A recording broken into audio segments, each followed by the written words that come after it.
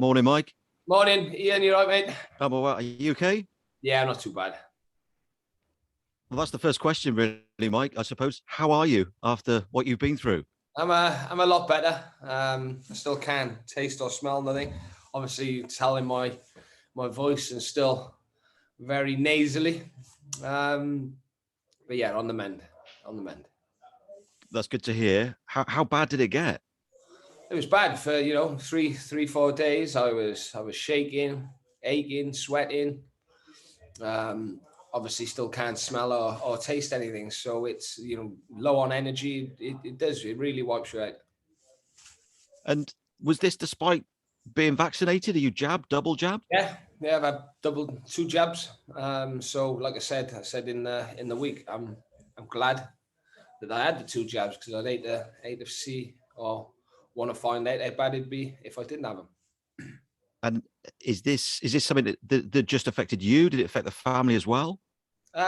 Yeah, in fact, the family. Although my wife looks like she's immune to it. So Victoria was, fit and healthy, and that was good because at least she was able to, go to the shop when needed if we needed anything. So me and the boys, we done the right thing and we fully isolated, of course. So yeah, thankfully they weren't too bad. Do you have any idea? I mean, none of us really do, I suppose. If we get it, how you got it? I am going to Scooby Doo because everybody, there was nobody around me who had it. So yeah, I don't know if I'm honest. So it was pretty rough then. You were there, sort of. Your mind wasn't on football, I suppose, was it? Because you were feeling so bad. Listen, my mind's always on football. I'll have to be wiped out completely, as in dead, not to have it on my mind. So yeah, it was on my mind, and after the first game where I thought, yeah, this looks easy for Wayne and Jared and Jim and Leaky, the rest of the staff at Tranmere, I thought they cracked it, and then.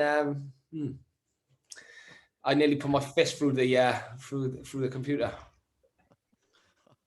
Watching that Southampton game, that was I painful, wasn't too Mike. bothered. Listen, I know it's a strange thing to say, but Southampton game I wasn't too concerned. They were excellent.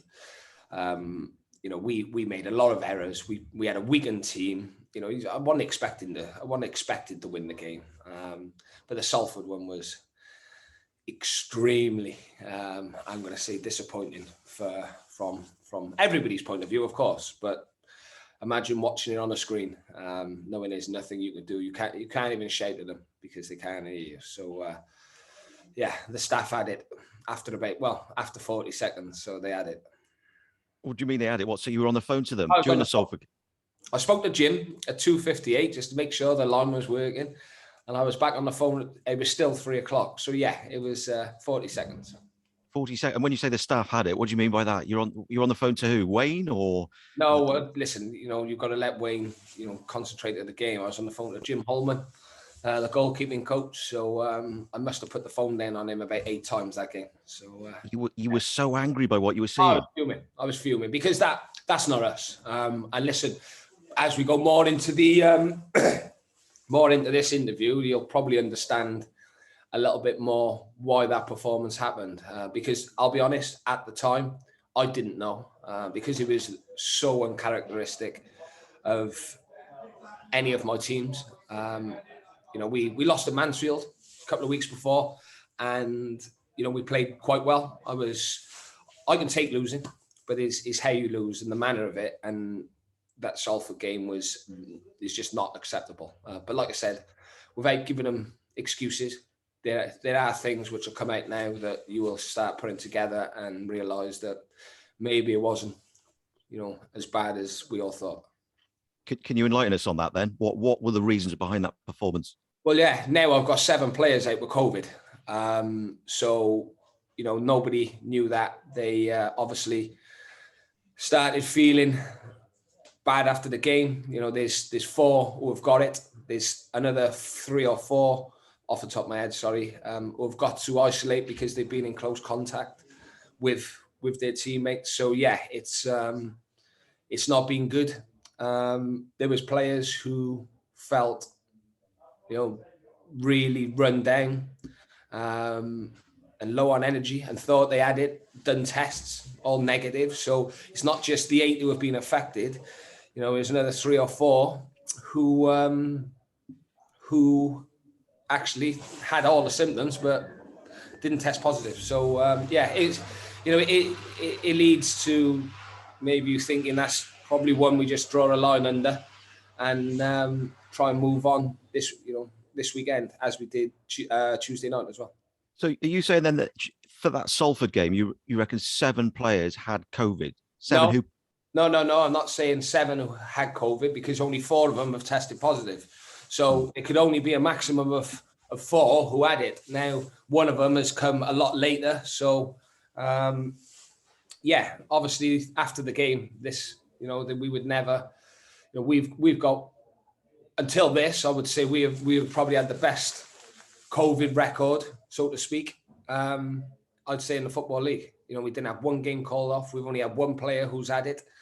And that was away from the group. It's not, maybe it was just our time to a few of them have it. That's bad luck, Mike. I mean, just to be absolutely clear then, the 4 players who tested positive all played in that Salford game? No, they didn't all play, no. I'm trying to think now. You've got 7 COVID cases overall, you're saying? We got 7 missing now because of COVID. Now, right. Whether they got it or they have been in close contact. So I'm not saying all 7 have got it. Okay, but you think 4 have? Well, I know 4 have. I don't think that, okay. I'm not going to name the names because they'll know who's missing tomorrow. Okay. So I was going to say that. I was going to ask you that question, but you can't tell us who the 4 are. No. Or that it will become apparent, I guess. Oh, yeah. Yeah, you can do your own research for a change. I mean, obviously, we're reacting to what you're telling us. This is a big reason then, because what we would have assumed, looking at that Salford performance, was that that there was just a massive hangover from Southampton. Yeah, well, that's exactly what I thought. I've got to be honest. Like I said to you, that's why I was so frustrated, and because there was no indications of the outbreak happening, and I thought it was the players feeling sorry for themselves. It's easy for me to say beyond the screen. You don't get a feel for the day and the atmosphere around. You know what I mean? So it's it must have been tough. It must have been really tough for Wayne because I know what it's like when you've got to try and pick players up when they're that down. It can be very, very listen, you're fighting an uphill battle at times, and it's just how quick you snap them out of it. And thankfully, we done that Tuesday night with a good performance, albeit a different team, but it was still a few there who put in a very, very good performance. It's one of those things. We lost a game of football, and if you look at it, at the minute we've got a 50% win ratio in the league, 100% in one cup, and 50% in another cup. So we've won 4 out of 6. So I would say it's an unbelievable start, especially was only 2 has been at home. So yeah, great start. Given you've got 7 out then for tomorrow, yeah, is there any recourse to postponing the game? You can't do that, can you? No. Listen, we can field the team. I'm not into trying to get any advantage through it. Look, it's I'm